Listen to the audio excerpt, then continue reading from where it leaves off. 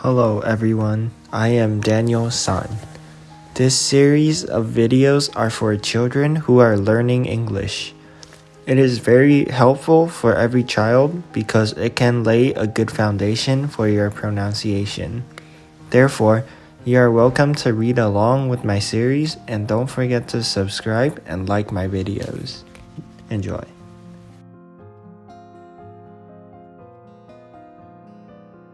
First Little Readers, What Can I See? By Deborah Schecter. I see an ant.